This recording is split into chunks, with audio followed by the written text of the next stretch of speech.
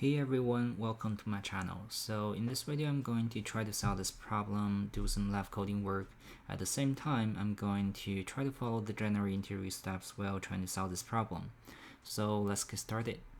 So first of all, we are going to try to go through this question and get a good understanding about it. Think about some edge cases and ask some good questions if there is anything unclear. So you're given a 2D integer array intervals where the interval I is represented by a pair of numbers. It is going to be the left and the right. So this represents the interval, and it is an inclusive interval.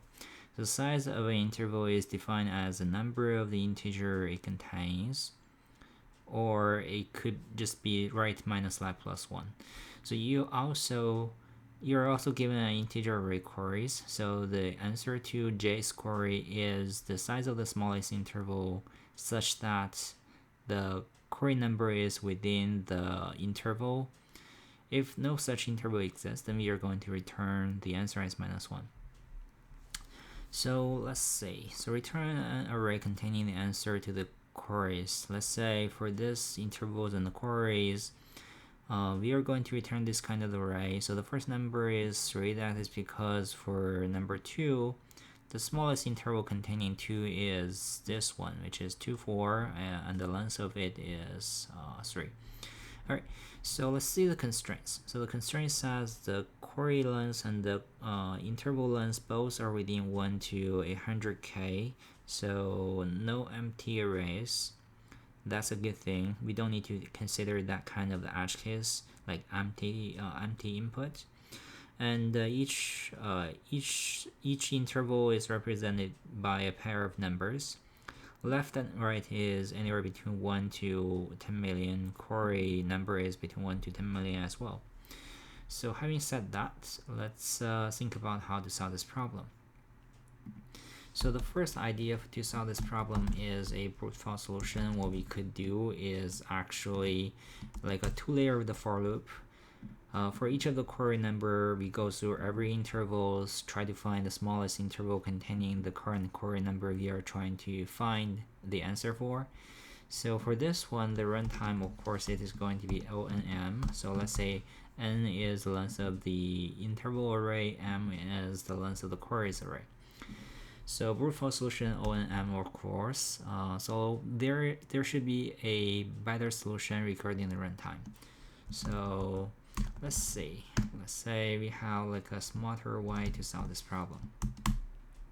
For this kind of problem, for this array problem, one intuitive idea is we are going to do some sorting on top of it so that we can leverage the other number to save some runtime. So let's say we are going to first sort the intervals and the queries. So we are going to sort the intervals and queries from the smallest to the largest, which means in ascending order. And for the intervals, it is going to be based on the left number. And then after the sorting, what are we going to do for the next step? So what we are going to do for the next step, of course, still let's say we are going to go through each of the query number to find the corresponding answer within the intervals. So currently, because the query number and the interval numbers are both sorted, this means we are going to go through the query number from the smallest to the largest. So for each of the query number, we are going to generate a candidate list for it. So let's say we are going to have a candidate list for it by going through the intervals. So here, what we could do is we are going to, let's say we are going to have like an index. So the index is the index within the intervals array. So I'm going to explain why we keep this index here and why it is going to save us some runtime. So while the interval index and 0, this is the left number for the current interval. while it is smaller or equal to the query number, then it means this could be potentially a candidate list. So let's say we have a candidate list here. I'll decide what is a data structure for this candidate list. So what we are going to do is we are going to insert to the candidate list. So after this while loop, it means either we go through all of the intervals, or the query is actually smaller than the interval, the left number for the current interval, which means we already we are currently at the interval that is to the right of the current query number. So after that, we need to go through the candidate list to try to find the final answer. So that's the juicy part for this, which is a major part for this solution. So if you keep the candidate list, like for example, let's say we have this as an array or a list, then it's actually pretty much the same thing as a brute force solution. So here what we are going to do is we are going to make it as a main heap, or in Java it is implemented as priority queue. So for this main heap, what we are going to do is we are going to keep two things. The first thing is the length of the interval, or let's say interval length. And the next thing is the right number within the interval. So the main heap is going to be sorted based on the length of the interval, of course. Here what we are going to do is we are going to go through the candidate list. So well, the right number is smaller than the query, which means this for this candidate is not actually the answer we are trying to look for. So while the right is smaller than the query, then we are just going to just skip it or pop the candidate from candidate list. Otherwise, if the right number is larger or equal to query, then actually this is the final thing we are trying to look for. Then we are, after this while loop, if the candidate list is not empty, then we are going to say, okay, we are going to insert to the final answer.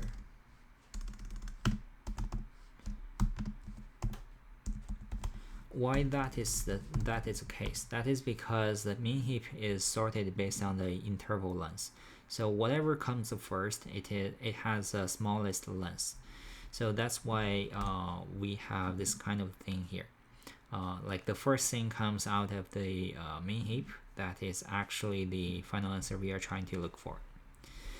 So that's pretty much the thing, what we are going to do. So why it is going to save us some time? That is because for here, we keep increasing the index, which means we are just going through the intervals array once without looking backwards.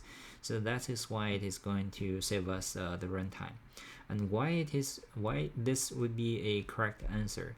That is because we keep a candidate list, and for this candidate list, it contains the interval which potentially has the right number for the interval to be larger or equal to query, but for sure the left number is going to be smaller than the current query number we are trying to look for, and it is not going to lose us any answer. That is because for this while loop, we just try to do the filter based on the right interval.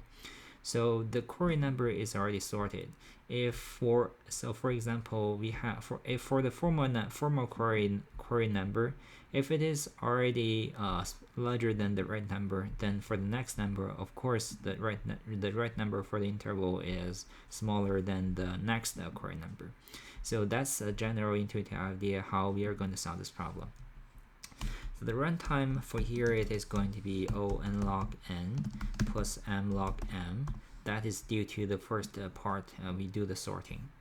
So having said that, let's do some coding work on top of it. So first of all, what we are going to do is we are going to have everything to be sorted. So we are going to say res.sort for intervals. We're going to have interval 1, interval 2, return interval 1, 0, minus interval 2, 0. So after this one, we are going to sort the intervals array based on the left number. And then we are going to sort the queries. Here we should have like a copy here, because if we messed up the order for the queries, then it is going to mess up for the final answer for us as well. So we are going to say, let's say we have like a query clone. Let's say query as a clone is equal to queries.clone.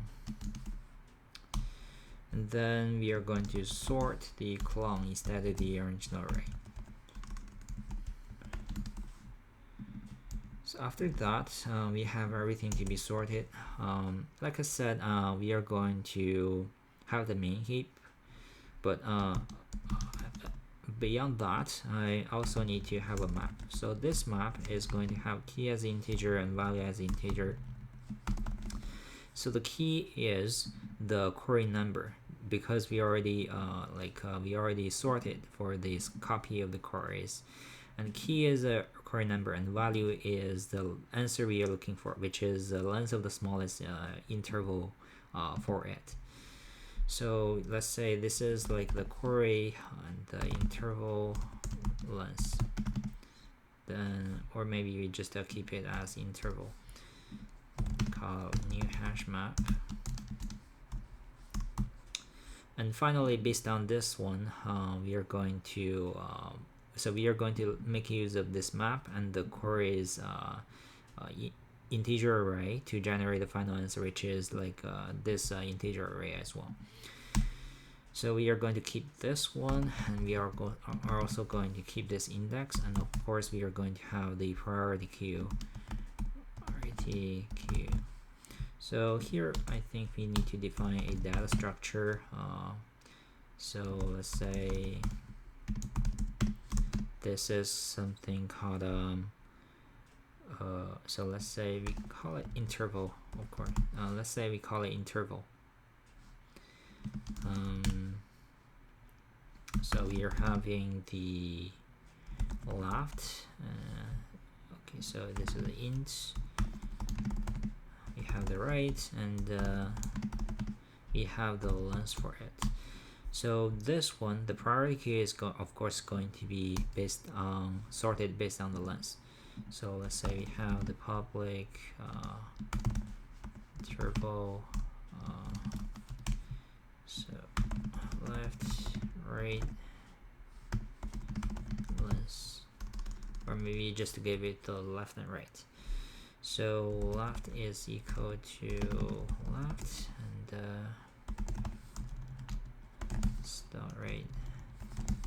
right is equal to right, and length is equal to right minus left plus 1. So this priority queue is containing the intervals. Let's say we have the priority queue as new priority queue. So let's say it has let's give it initialize as 10, but it doesn't matter. And then we have the comparator. Let's say this one is still the interval. So interval 1, interval 2. It's going to be based on interval 1 dot length minus interval 2 dot length. So that's the priority queue. And then it comes to our for loop here, which is pretty much the skeleton here, which I highlight. So we have the query number to go through the queries of the copy of the queries, Then well, the index is smaller than intervals.length, and say intervals idx 0 is smaller or equal to the query number we are trying to look at. Then it means we have the candidate list, or maybe just have this, rename it as candidates. So we are going to have candidates dot add. So we are going to add the new interval for this would be something like intervals, or maybe you have like another thing, another constructor here, which is going to be like the interval. So we go so this dot left is equal to interval 0, this dot right is equal to interval 1, and this dot length is equal to interval 1 minus interval 0 plus 1. So this one is not actually used. We are just going to delete it. So we have the new interval to be added into the candidate list, and then we are going to plus the index here. And then after this while loop, we have a candidate list here. What we are going to do is, well, the candidate is not empty. Void is not empty, and also the candidate dot peak. So if we peak it dot, let's say this is right, is actually smaller than the query, then we are going to say, okay, we are going to pop it. And then after that, if the candidate list is not empty, then it means we have like a final we have like a answer for it, for this query number. So if it is not empty, it means we are going to get this would be query interval dot put the query and the candidate dot peak dot length. Otherwise, it means we need to have insert a -1 for it. So that's pretty much it. And finally, we need to turn the hash map into a list. So let's say we have a helper function here. So we are going to say have this one. Let's say we have, how to call it. So let's say we call it as translate map to array. So we have the queries and we have the map for integer and integer. This is query interval.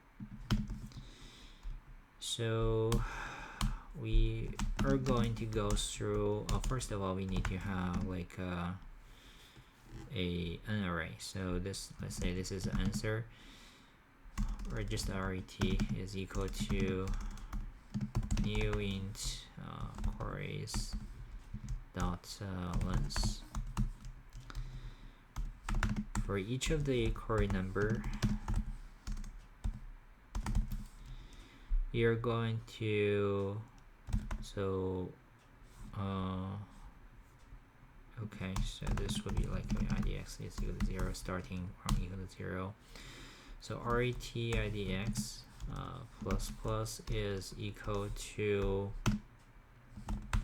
query interval dot get or default. So actually we just need to get because we already pushed the -1 here, but we are just going to have call get or default for query and -1, and finally we are going to return ret here. So if we do that, we don't need to insert the -1 here. So finally we are going to call return this by passing the queries, and we are going to pass this query interval into it. So that's pretty much it. Let's depend on this platform to help us do some debugging work. So okay, so there is a typo here. So okay, so here we have the alright, so okay, so this would be like the intervals idx. Alright, so this one is accepted. Let's run some more examples through it. Sorry, okay. Let's see, run some other test examples. Alright, so seems like it works, so let's do a submission for it. Cool, so everything works well, and that's pretty much it for this question. So if you have any question regarding this piece of code or regarding the solution, feel free to leave some comments below. If you like this video, please help subscribe to this channel. I'll see you next time. Thanks for watching.